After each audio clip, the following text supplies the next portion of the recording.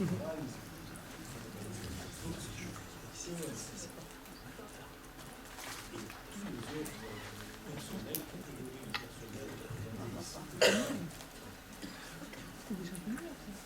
l'objet d'étude qui nous réunit aujourd'hui, je vais me permettre de porter un regard d'historien devenu recteur sans avoir prévu l'être, mais qui a cessé de l'être par André, ou d'ancien recteur qui n'a pas voulu renoncer à rester historien et est redevenu professeur avec enthousiasme. Et je ne peux...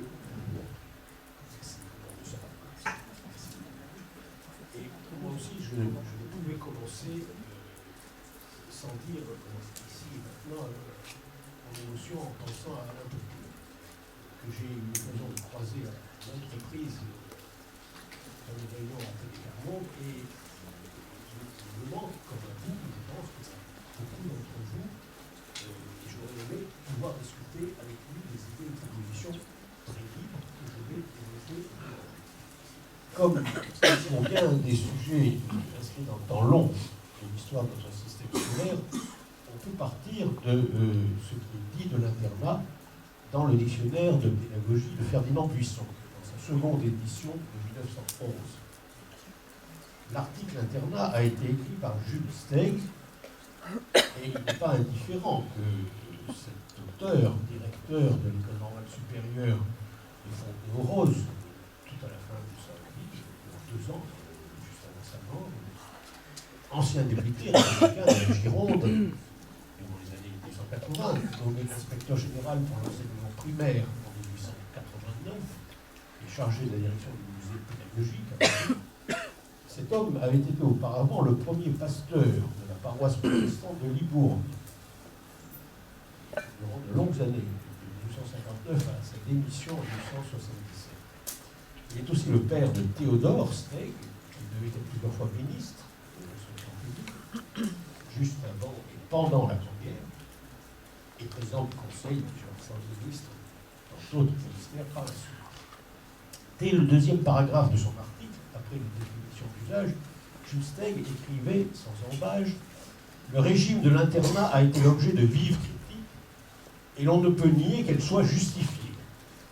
Cette agglomération d'enfants constamment réunis dans les classes, les réfectoires, les dortoirs, loin de la famille et sous la direction de maîtres qui sont les instruments d'une discipline invariable, ne paraît bonne ni au point de vue physique ni au point de vue moral. Vous l'avez compris, Steig consacre la plus grande partie de son article à la critique, et à la critique sévère de l'internat tel qu'il était alors. C'était au tournant du 19e et 20e siècle, mais il n'est pas sûr que ces observations aient perdu toute pertinence à l'âge de TikTok. J'en retiendrai donc quelques-unes, ne serait-ce que pour combattre, c'est un devoir pour un historien, les travestissements du passé, particulièrement son idéalisation pour servir une cause politique, quelle qu'elle soit. Commençons donc par ce commentaire sur ce qui se joue entre les élèves. L'internat, lorsqu'il est considérable, est réfractaire aux influences éducatrices, aussi bien dans les maisons religieuses que dans les maisons laïques. La plus forte influence morale à laquelle soient accessibles des internes est celle qu'ils exercent les uns sur les autres. Et qui oserait dire qu'elle est toujours bonne?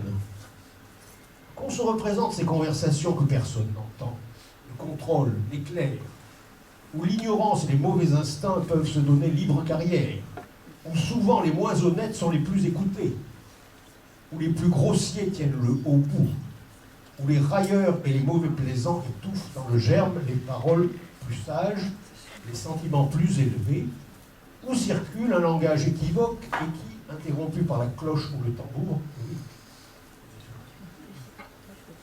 Pas de nostalgie, n'est-ce pas, pour ces instruments, reprennent au même point pour quelques heures ensuite. De malsaines curiosités s'éveillent, les imaginations se dépravent, les mœurs se corrompent, et il se crée autour de ces jeunes êtres une atmosphère qui les empoisonne pour longtemps. Il se trouve que je viens de publier un petit livre sur le suicide d'un élève, suicide retentissant, si j'ose dire, puisqu'il s'est tiré une balle de revolver dans la tête, par temps, en pleine classe de latin au lycée Blaise Pascal de Clermont-Ferrand, le 25 mai 1909. Il n'était pas interne, il était demi-pensionnaire. Mais il n'y avait pas de revolver chez lui, il était le fils du directeur d'une école primaire, des écoles de garçons, des écoles laïques, qui n'avait pas de revolver. Et donc, c'est parce qu'il a parlé de son intention à d'autres camarades de sa classe, troisième, que l'un d'entre eux lui a procuré cette arme. D'autres étaient au courant, ce qui a fait parler de pacte de suicide autour de ce garçon, sans, bien sûr, que les professeurs, les personnels d'éducation de l'époque aient été à aucun moment informés. Et on a de fortes raisons de penser que celui qui a fourni l'arme n'est autre que Marcel Déat, dont on est sûr qu'il était élève dans cette classe, un camarade de classe de ce malheureux. Marcel Déat, dont je n'ai pas besoin de rappeler qu'elle a été ensuite la funeste carrière. Eh bien, Marcel Déat, dans son exil en Italie, puisqu'il avait fui la France compte tenu de ses activités, de son militantisme collaborationniste pendant l'occupation, dans son exil en Italie, où il est mort en 1955, a écrit des mémoires et au premier chapitre, il évoque ce qu'étaient les études secondaires au temps où il était élève. Et il écrit ceci: les maîtres, la plupart du temps de premier ordre, et bien au-dessus de leurs tâches scolaires, n'avaient et n'ont encore aucun contact prolongé et personnel.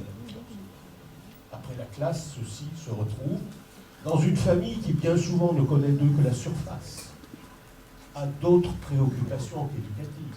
Je ne pense pas que cette remarque est perdue de son vérité.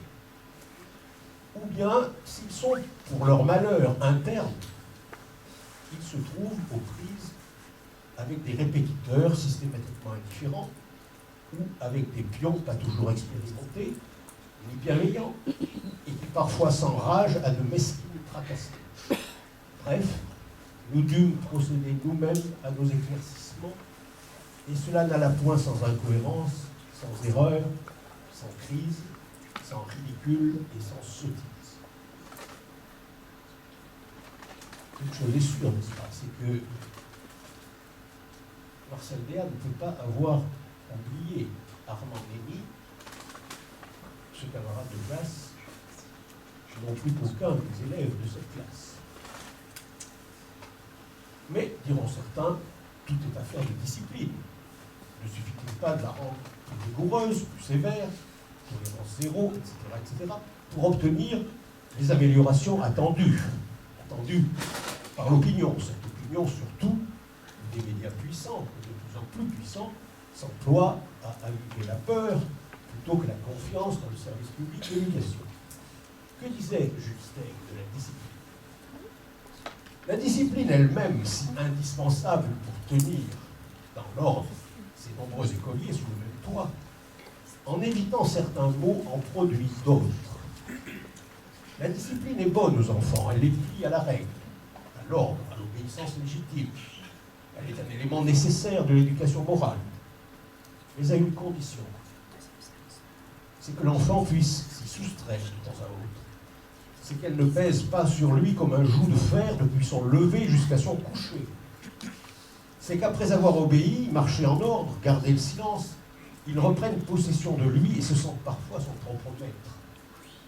Aussi, il arrive, selon les natures, que l'écolier enfermé dans la pension se laisse éprimer, engourdir par la discipline et prend l'habitude de l'obéissance mécanique, ou bien qu'il ruse, qu'il s'ingénie au mensonge, à la tromperie, qu'il prend le goût de l'infraction aux règles habilement tournées.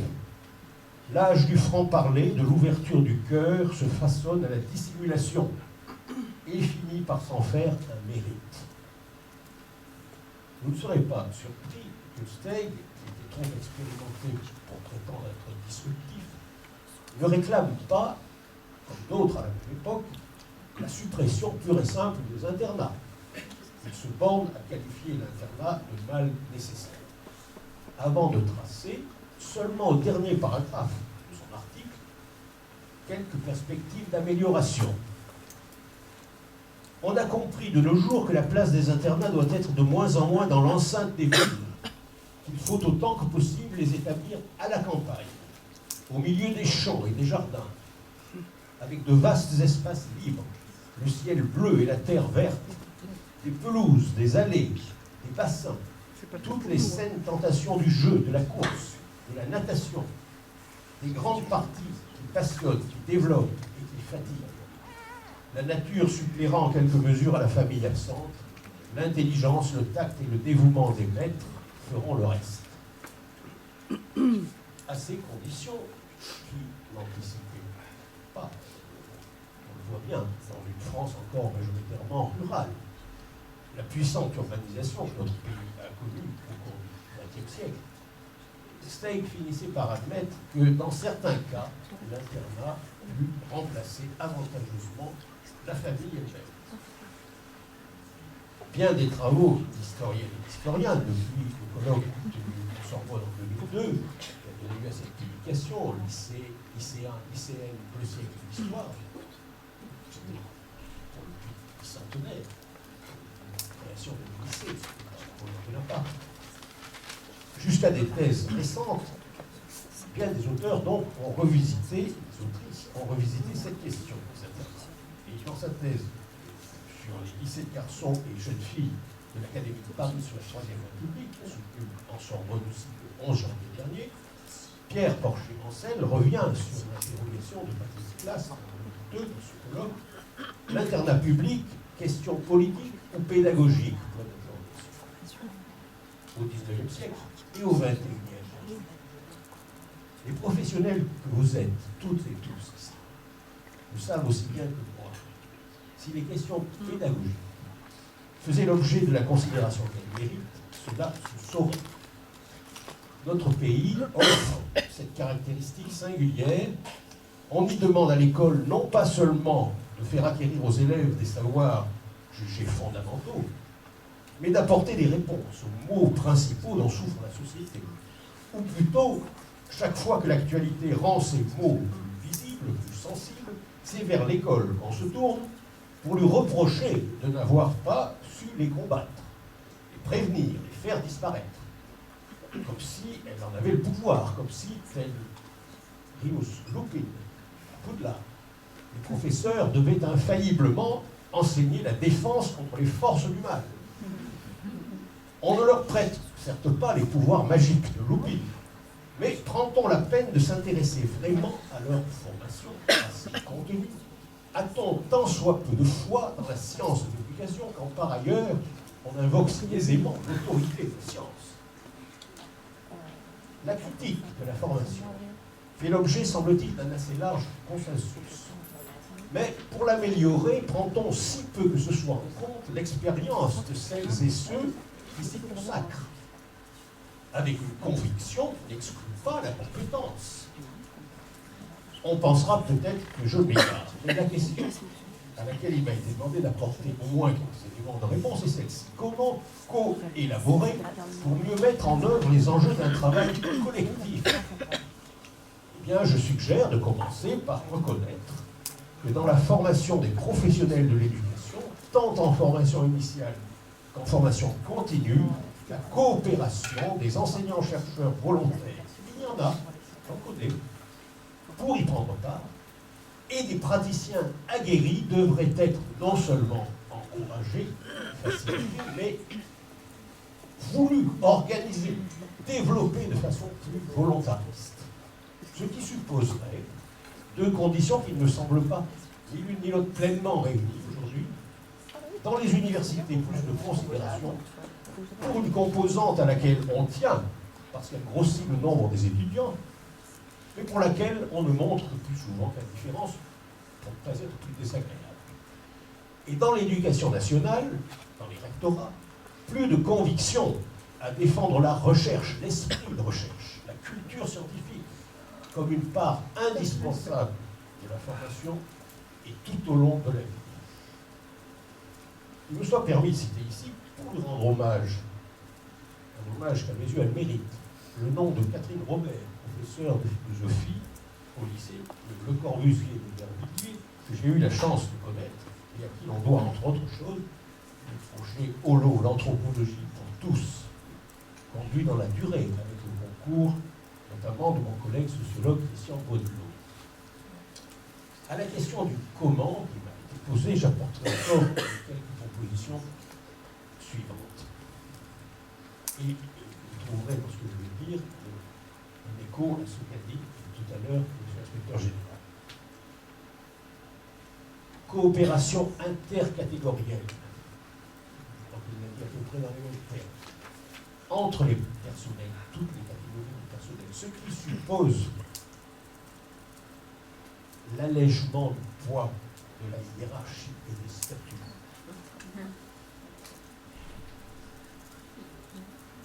Je voudrais ici évoquer un souvenir personnel, c'est ce dont pas le tambour, la musique douce. C'est bien.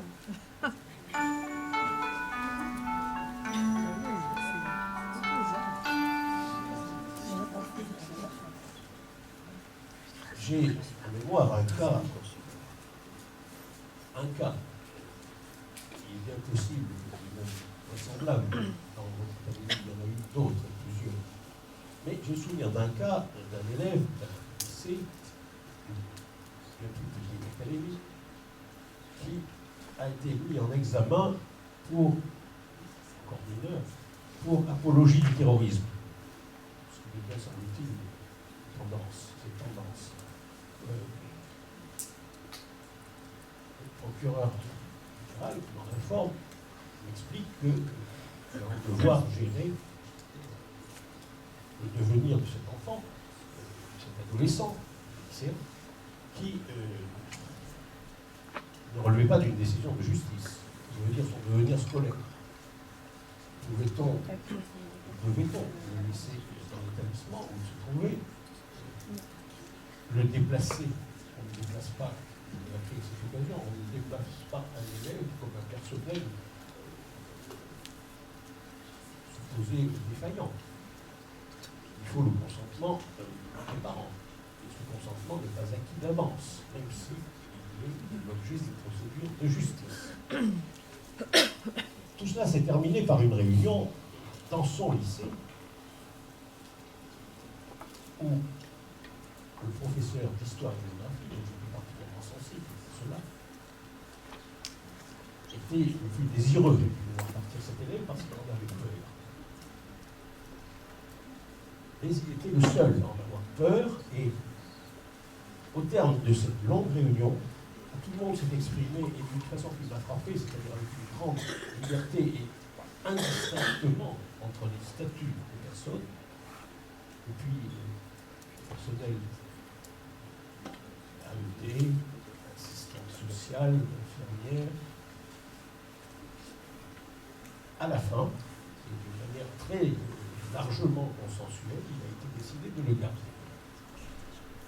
Ce qui arrangeait tout le monde, et moi d'abord, parce que j'avais bien compris que délocalisation, déplacement du problème, en somme, poserait des difficultés, puisque la famille y était hostile. Et je n'en ai plus entendu parler. Je pense que cette apologie du terrorisme a été classée et que cet élève a dû finir, s'est vite par casser son baccalauréat, en première, et je ne sais pas ce qu'il est devenu, mais en tout cas, l'affaire a été traitée. Et elle a été traitée d'une manière que j'ai trouvée, c'est pour ça que je vous en parle, exemplaire, par la qualité du dialogue et la franchise, la sincérité des arguments échangés pour arriver à convaincre un professeur qui avait des raisons personnelles et des raisons légitimes d'être inquiet. Eh bien, ce qui vaut lorsqu'on se trouve confronté à une difficulté de cette nature, qui est réelle,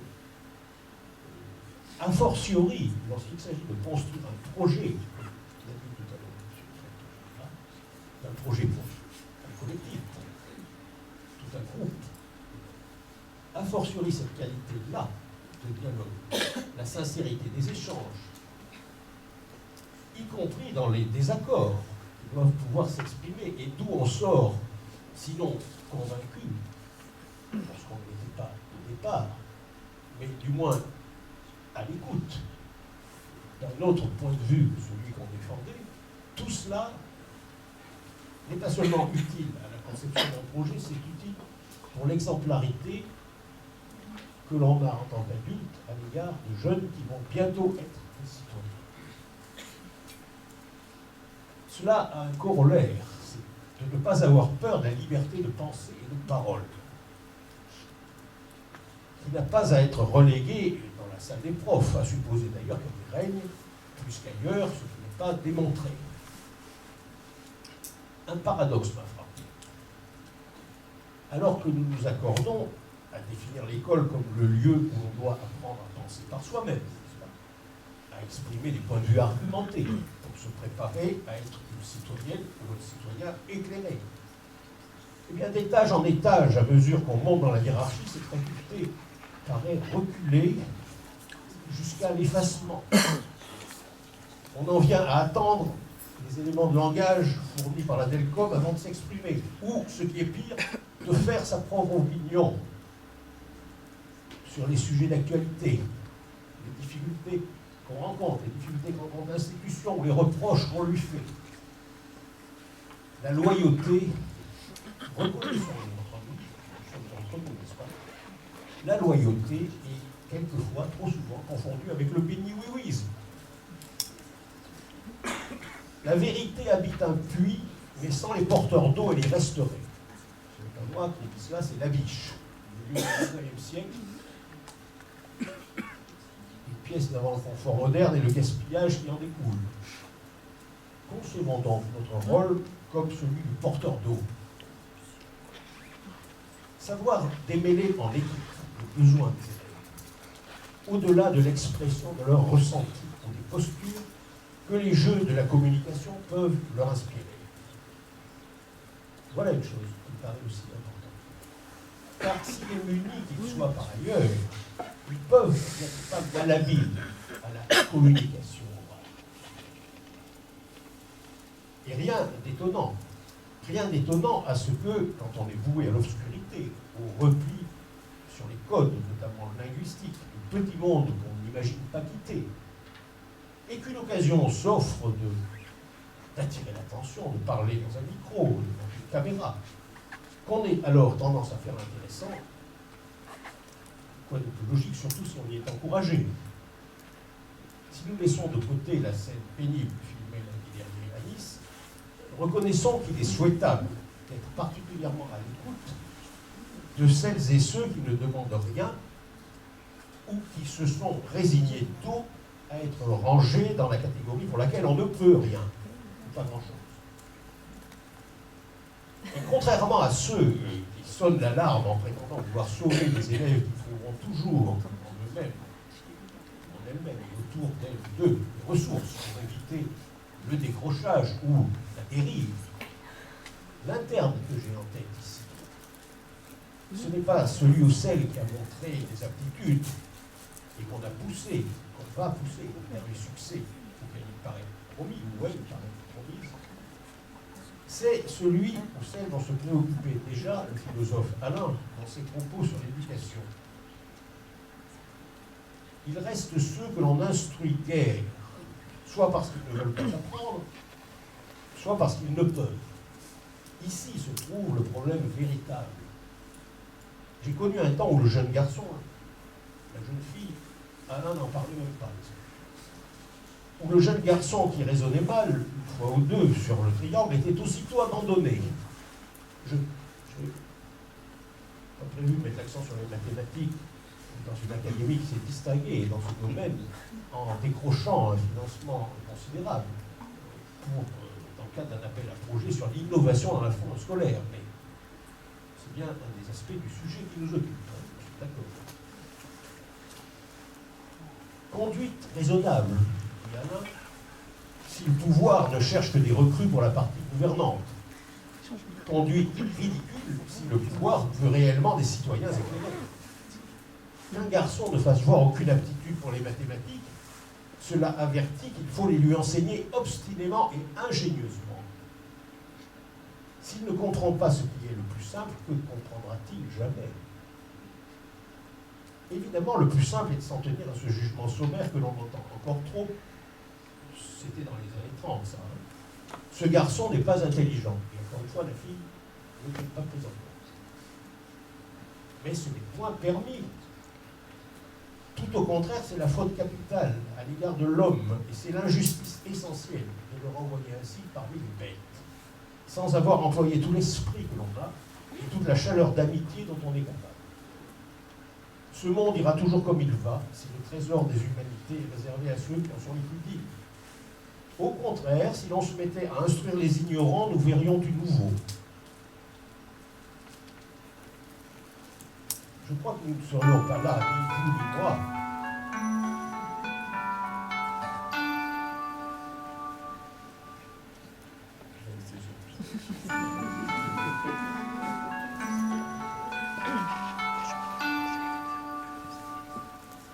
Nous ne serions pas là si nous n'avions plus espoir de voir du nouveau.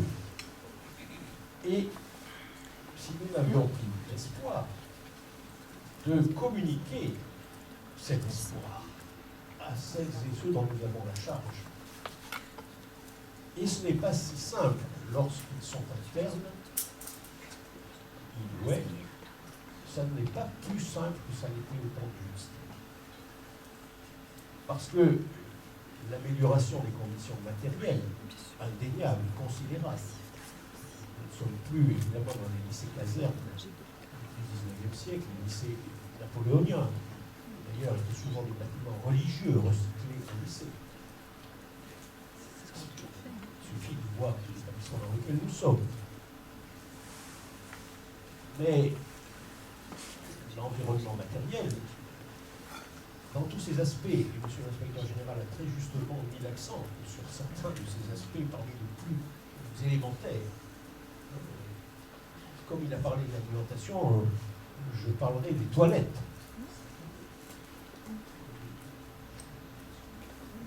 Nous sommes d'accord. Eh bien, je voulais ajouter, avant d'entrer en dialogue avec vous, parce que je n'ai pas l'intention de disserter ainsi trop longtemps, ce que je dis et ce que je pense à propos des élèves, je voudrais le dire aussi pour les adultes qui ont la charge de les instruire et de les élever, et particulièrement dans cette académie. Nul n'ignore le défi que représente, là, plus qu'ailleurs, là, comme à Versailles, comme en Guyane, la crise des vocations, le déficit de candidature et de recrues, particulièrement pour le premier degré. Donc, l'obligation d'admettre les candidats avec des moyennes qui passent et de moitié plus basses que dans des académies plus favorisées. Et celle de combler les vides persistants au moyen de contractuels recrutés sans concours. On peut, c'est peut-être beaucoup le croient, le déplorer sans inquiéter, considérer qu'il y a là un mal de gravité considérable. On peut aussi, c'est partie que je prendrai, mettre en avant le besoin d'assurer le service public, de faire confiance à des candidats qui sont venus tout de même parce que le métier les attire, quelle que soit la raison, qui ont donc une appétence, qui est la première condition pour faire ce métier. Et ça me renvoie au point précédemment évoqué de la formation et de la formation collective. La coopération, la co-élaboration, la co-construction, quelques termes que l'on retient, ne sont-elles pas... C'est l'heure de la récréation. Ça doit être l'heure de la récréation.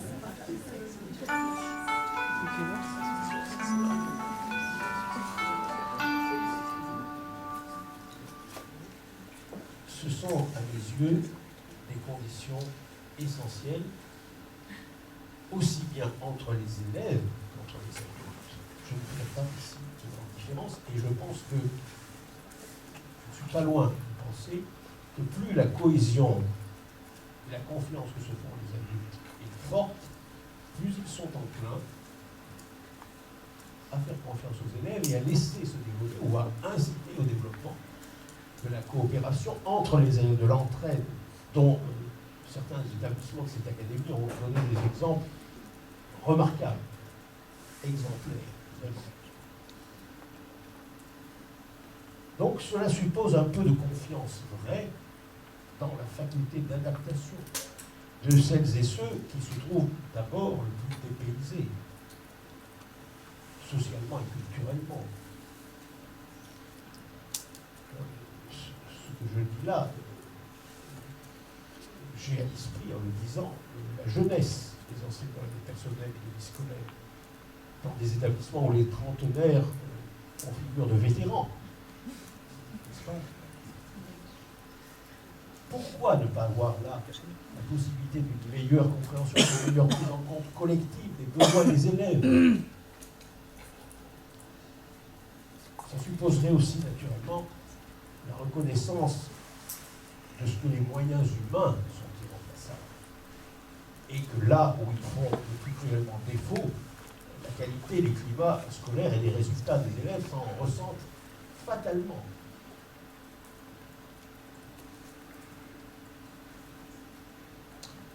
Enfin, on ne saurait assez souhaiter, et là aussi je le fais écho tout à l'heure, monsieur l'inspecteur général,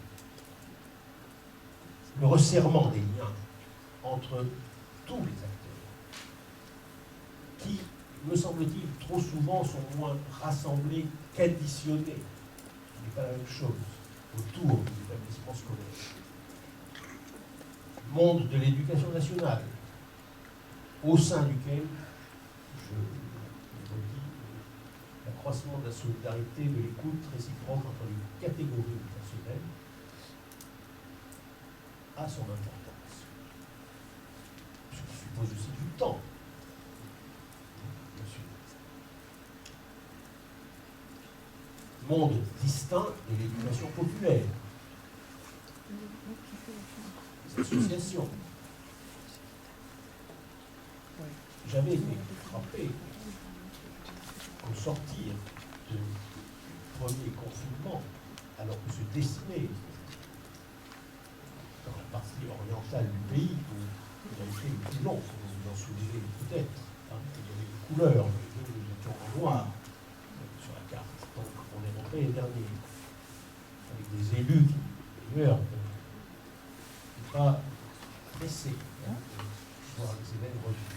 Et les enquêtes, les sondages ont été faits dans des quartiers difficiles, auprès des familles, pour savoir ce qui apparaissait le plus urgent, ouvrir les établissements scolaires ou ouvrir les associations qui faisaient du soutien scolaire. J'ai regret de dire que c'est la seconde réponse qui était majoritaire. C'est évidemment, ça a été un coup un peu difficile à encaisser, mais qui a fait mesurer au moins le besoin, l'urgence, de rapprocher dans les esprits, dans les pratiques et dans les échanges, deux mondes qui se côtoient quotidiennement, qui sont dans quelques encablures l'un de l'autre, géographiquement, et dont pourtant les familles ne ressentent pas nécessairement la complémentarité étroite, inséparable, comme il le faudrait sans doute. Et puis les collectivités. Bien sûr, je rejoins là aussi, c'était déjà. C'est indispensable. C'est vrai que ces collectivités représentées dans le conseil d'administration, le PLE, avec lesquelles, surtout si on veut aller vers plus d'autonomie des établissements, qui sont, ce choix, c'est une antienne, mais on revient avec une fréquence qui peut laisser penser qu'on va aller dans cette direction. A fortiori, dans ce cas, il importera de partager davantage l'analyse des besoins, la conception des projets et l'évaluation de leurs effets. Sur tous ces points, je rejoins pleinement ce qui a été dit. Alors, j'ai conscience de m'être aventuré peut-être un peu trop jusqu'au bord de l'utopie. Mais j'espère partager aussi avec vous la conviction que l'utopie est pour l'action une source d'inspiration préférable à la peur ou à la nostalgie. Je suis à présent prêt à dialoguer avec vous, à répondre à d'éventuelles questions.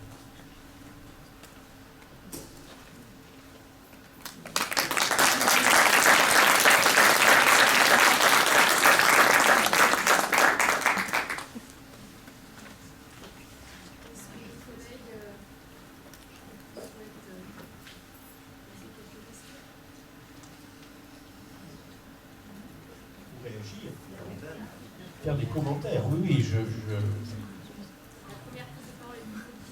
donnons l'exemple justement de la discussion.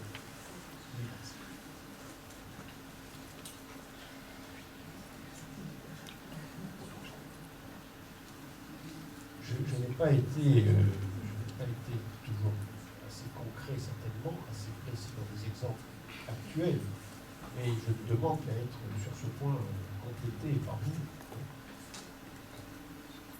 À ce que vous portez à la connaissance des exemples que j'ai mis en vrai et qui n'ont pas eu l'avantage médiatique d'être une source d'inspiration pour des films. Car bien souvent, je constate que les films qui ont du succès sont tournés dans des territoires qui ressemblent assez aux vôtres. Oui, pardon. Myriam Méripré, proviseur du lycée Benjamin Franklin à La Rochette, près de Melun. Ce n'est pas une question que je vais poser, mais c'est un constat. Je suppose que mes collègues sont dans cette même situation. La difficulté que nous rencontrons, c'est effectivement le lien que nous souhaitons faire et que nous souhaitons créer entre le temps des cours et le temps de l'internat. Malgré certains dispositifs qui ont invité les collègues à prendre part aux études, par exemple, ou aux activités proposées au sein de l'internat, nous nous rendons compte que la liaison est très difficile à faire. Et je ne pense pas que ce soit forcément une volonté de ne pas faire, mais nous rencontrons cette difficulté et nos élèves internes, effectivement, semblent passer une porte et passer d'un univers à l'autre sans qu'il y ait de lien entre les deux. Alors au lycée professionnel, par exemple, donc au lycée Benjamin Franklin, c'est un petit peu plus, je dirais, cela est moins marqué parce que grâce à l'UNSS, les activités qui ne peuvent pas avoir lieu le mercredi après-midi, puisqu'il y a des cours, ont lieu le soir. Donc nos élèves internes bénéficient de ces activités et continuent d'entretenir justement des liens avec les professeurs. Mais ça reste des liens qui sont entretenus avec des professeurs d'EPS, donc une partie, je dirais, de la communauté éducative. Il y a des actions qui sont menées aussi grâce à nos CPE et à nos professeurs de lettres concernant les sorties culturelles, le théâtre, les concerts. Et bien sûr, tout cela, ça génère justement cette fluidité entre les deux, mais ça n'est pas suffisamment développé. Et nous avons beaucoup de mal à le faire. Donc ce n'est pas une question, c'est un constat. Non, mais c'est un point très important et je vous remercie beaucoup d'éclairer cet aspect. Alors, plusieurs éléments de réponse. On a là l'effet d'un héritage ancien qui est la séparation structurante entre le monde primaire et le monde secondaire.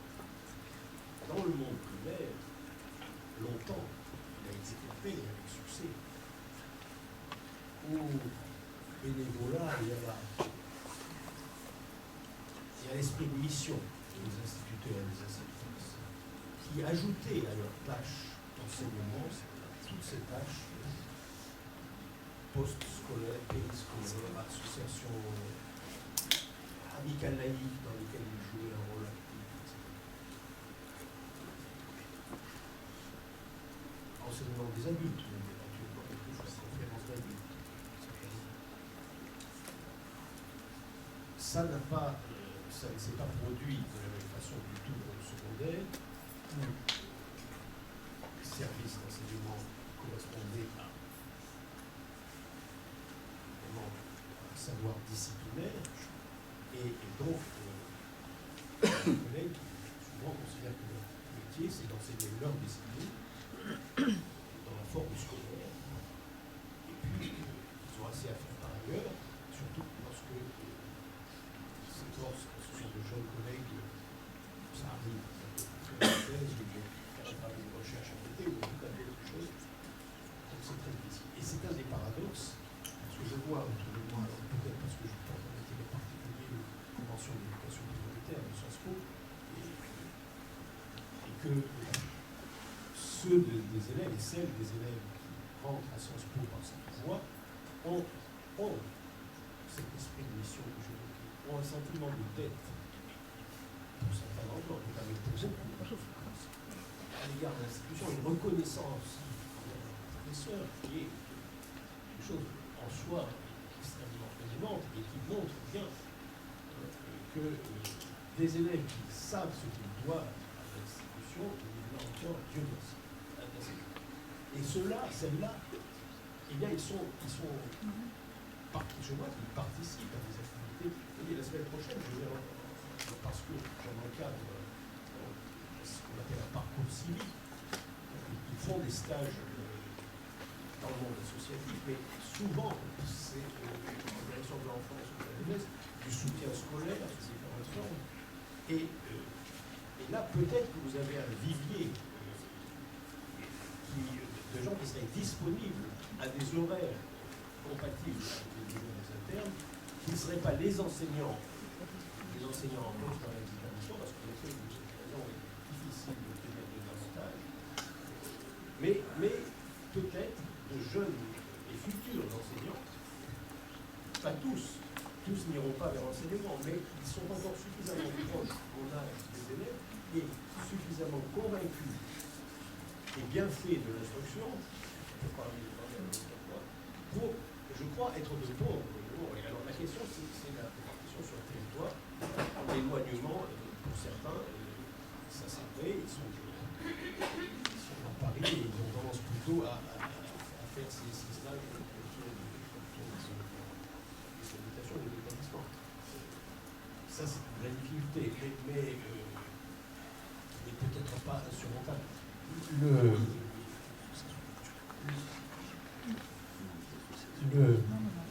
L'association dont le nom m'échappe présentement, si on veut, parce que j'ai continué à la faire reporter dans les gens qui en sont pour éviter que c'était une rare région qui n'en avait pas encore, qui forme les étudiants dans le cadre de la cellule scolaire ville à être, je suis sûr, vous connaissez. Comment ? Non. Voilà. La fait. Là aussi, nous avions rapidement suscité dans les universités, franche-comté des écoles, au moment du Covid, des mutations pour aller soutenir les élèves. Je pense qu'il y a quand même Et ça rejoint ce que je disais tout à l'heure sur l'éducation continuelle, sur les associations. Le lien ne semble pas toujours suffisamment fait. En tout cas, je suis bien conscience de la difficulté qui est.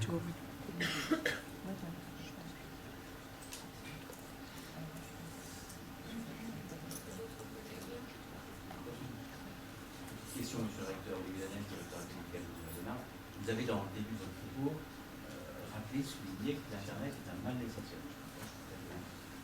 L'actualité récente nous montre que l'Internet pourrait à nouveau, parce que dans le passé, ça s'est arrivé déjà, devenir un bien nécessaire. Comment pourrait-on accompagner cette transition et dans le vocabulaire et dans la présentation du film? Oui, ça dépend de moi, c'est ça. Non, merci. Mais il exprimait là, alors il exprimait un sentiment très courant, et justement une des choses qui frappe, c'est peut-être bien français, c'est-à-dire par comparaison avec les pays voisins, la France est un pays où l'internat est resté toujours assez présent. Il y a eu beaucoup plus de rejet, enfin, et un moindre succès de ce modèle dans des pays comme l'Allemagne.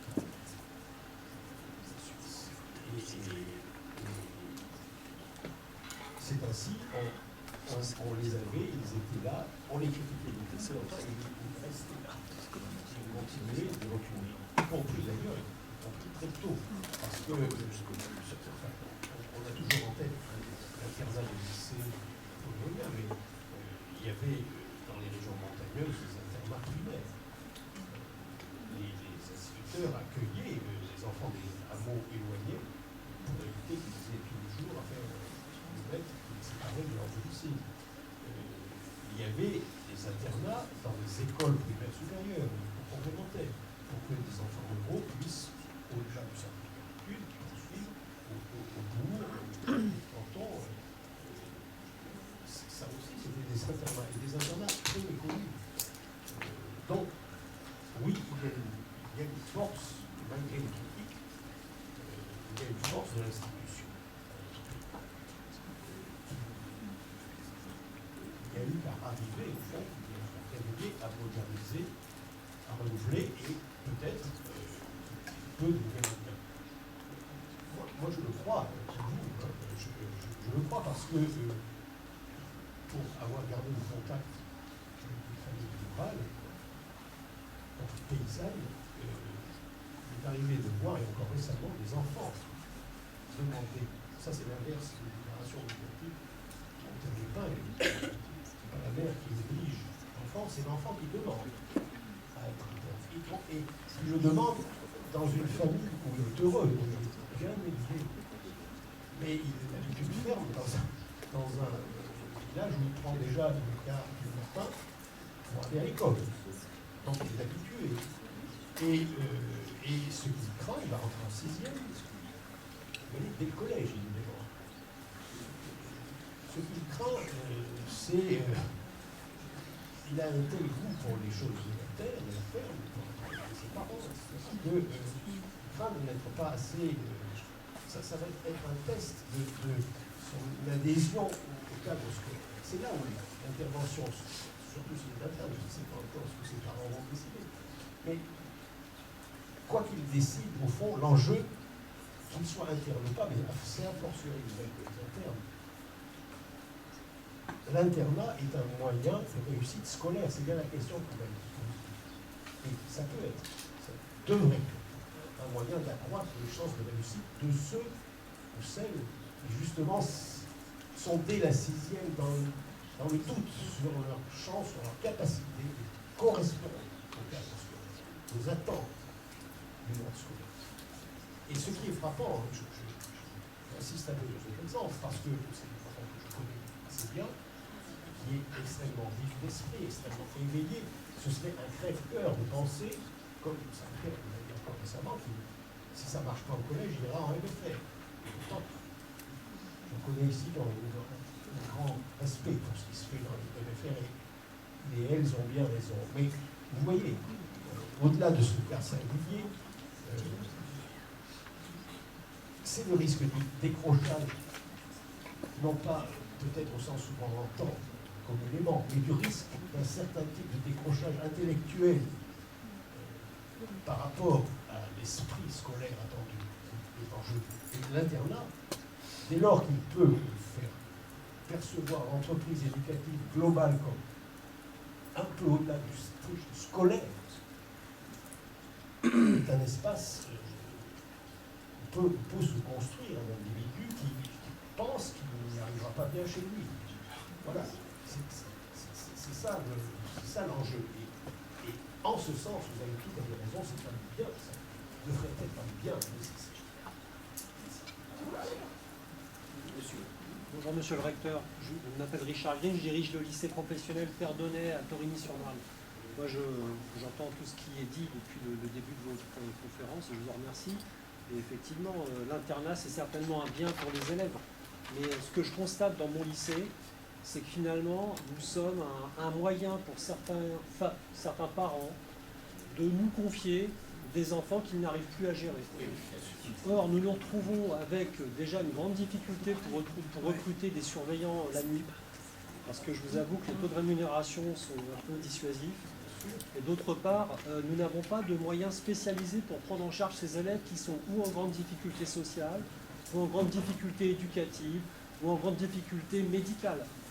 Et pour certains d'entre eux, compte tenu du fait qu'ils sont dans la voie professionnelle et qu'il n'y a pas, je dirais, de roue de secours en termes d'affectation, à partir du moment où ils sont affectés dans un lycée, il faut les prendre en compte, les prendre en charge, et nous cherchons à réaliser cette mission, mais nous nous retrouvons en très grande difficulté, et là je vais utiliser un terme qui certes est un peu tabou, mais c'est la question des moyens finalement. C'est-à-dire qu'à un moment, on se retrouve dans une sorte de bricolage. Je rejoins ma collègue qui disait tout à l'heure que c'était difficile d'associer certains personnels de l'établissement à la vie de l'internat. On se retrouve dans un bricolage pédagogique, éducatif, de prise en charge, ne serait-ce qu'émotionnelle pour certains élèves qui sont en très grande difficulté d'être confiés à une institution qui finalement n'est pas leur famille. Et donc, moi je tenais à apporter aussi ce témoignage. Je sais que peut-être que certains collègues vivent la même situation. On est en très grande difficulté parce que les élèves qui sont à l'internat, ils sont certainement pour mieux réussir, mais ils sont aussi par défaut. Et voilà ce que je voulais vous dire ce matin. C'est ce qu'on rencontre. Hein? Oui, c'est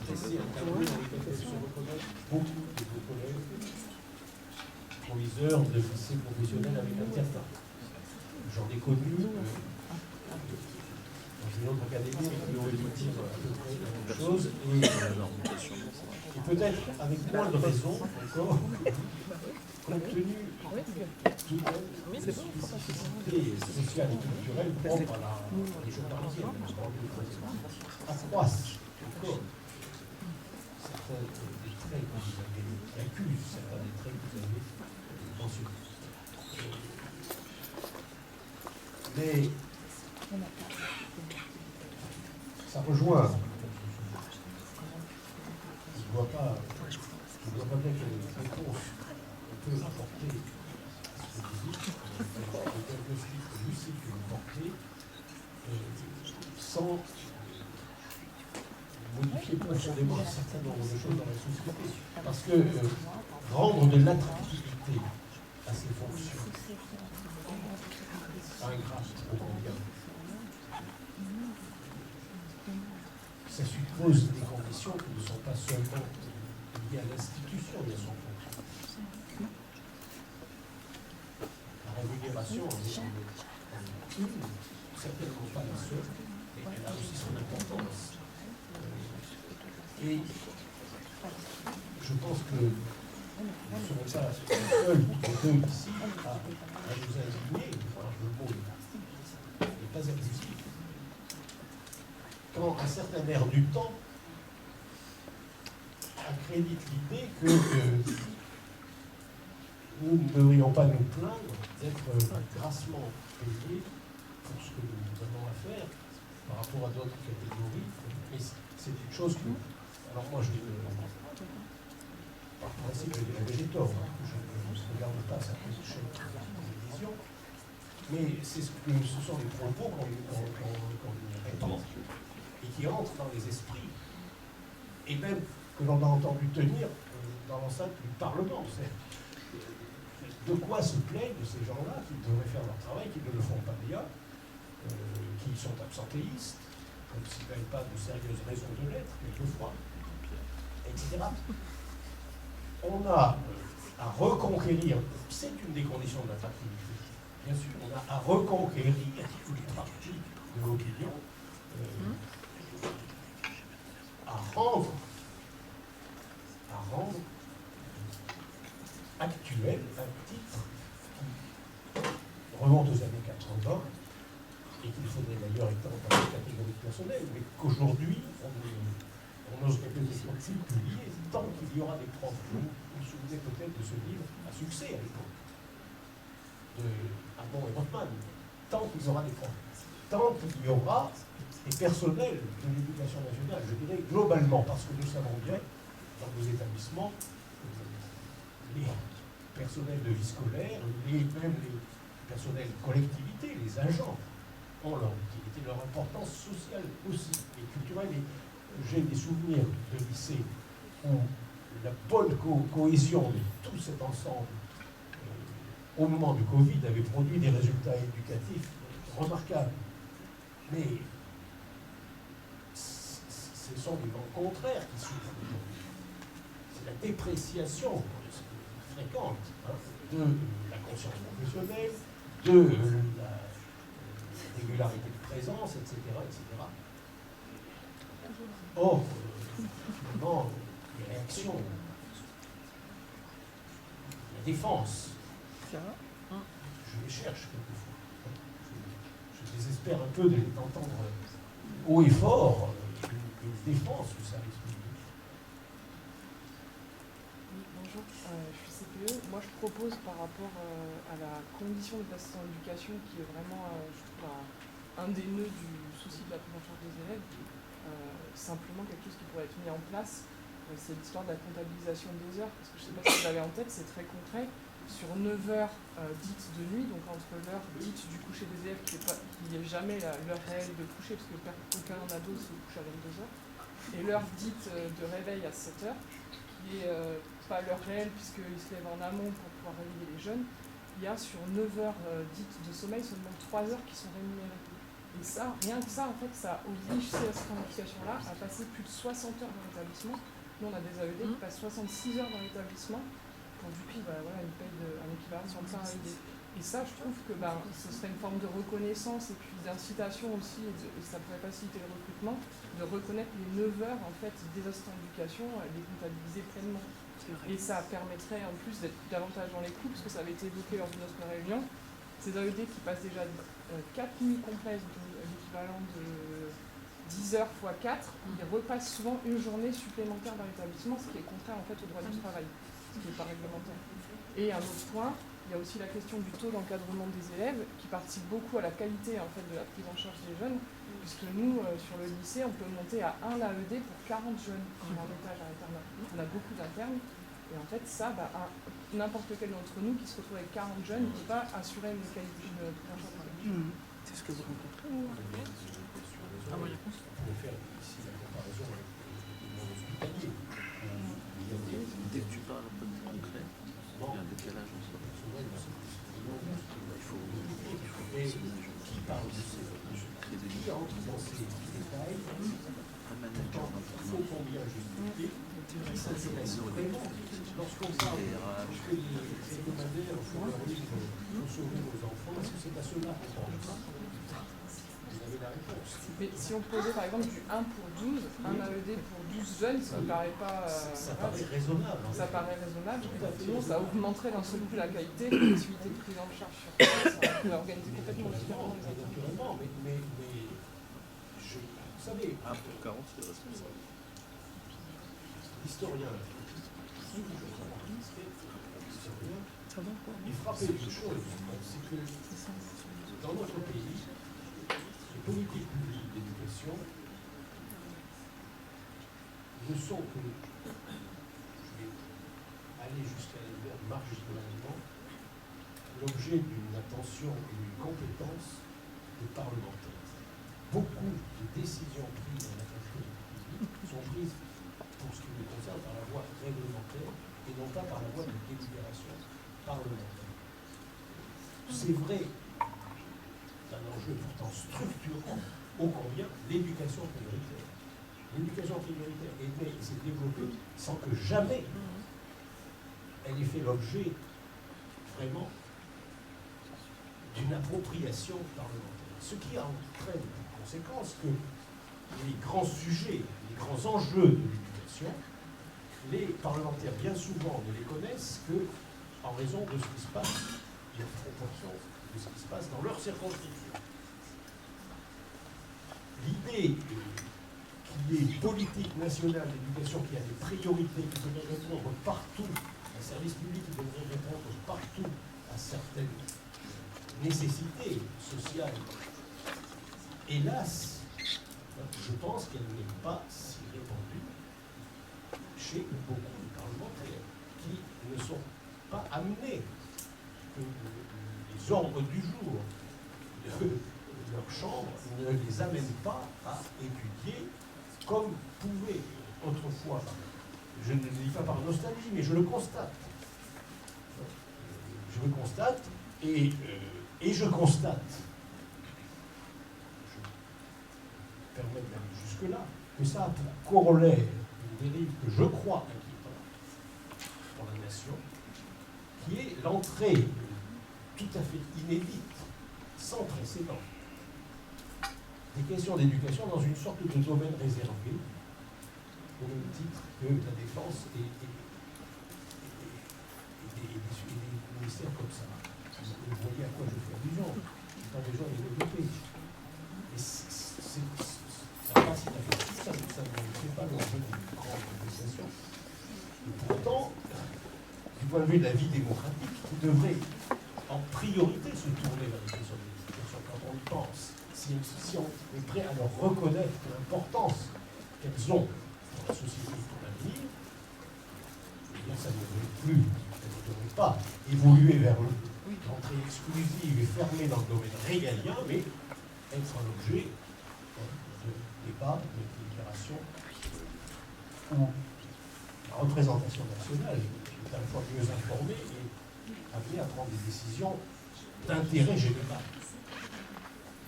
Et non pas, comme trop souvent, à réagir sur des intérêts catégoriels locaux. N'est-ce pas?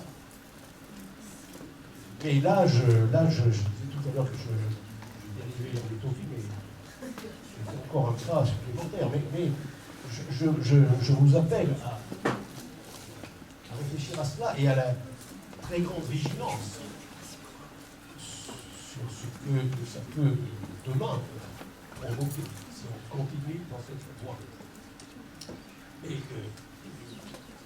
vous savez, j'ai le souvenir, le point que vous soulevez, j'ai le souvenir de mouvements, de grèves et de discussions avec le personnel des REA, pour lesquels ce problème se posait aussi des début. Et essayé de faire ce qu'on pouvait, trouver des solutions, mais c'était deux établissements. L'échelle, c'est pas la même. Mais j'ai aussi le souvenir qu'il a fallu batailler au moment du Covid, pour l'un des deux, avec un préfet qui, je dirais presque spontanément et par principe, voulait fermer les REA parce qu'on y avait constaté quelques tendances à remonter du virus, mais il n'y avait aucune reconnaissance du fait que pour ces élèves-là particulièrement, le maintien de l'établissement en activité était nécessaire, qu'ils en avaient plus besoin que tout autre. Donc j'avais fini par le faire réfléchir, et puis ça n'a pas provoqué la recrudescence de cette situation du virus. Et ces établissements-là sont parmi ceux auxquels on s'intéresse le moins, on le sait bien. Et donc, l'enseignement professionnel n'est pas loin derrière, c'est très loin derrière. Voilà.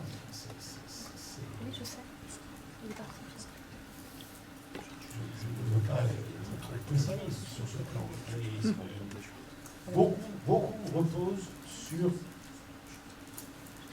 la persistance d'une volonté, d'une combativité qui sont les nôtres. Et pour obtenir les moyens nécessaires, les moyens humains qui seraient nécessaires. Évidemment.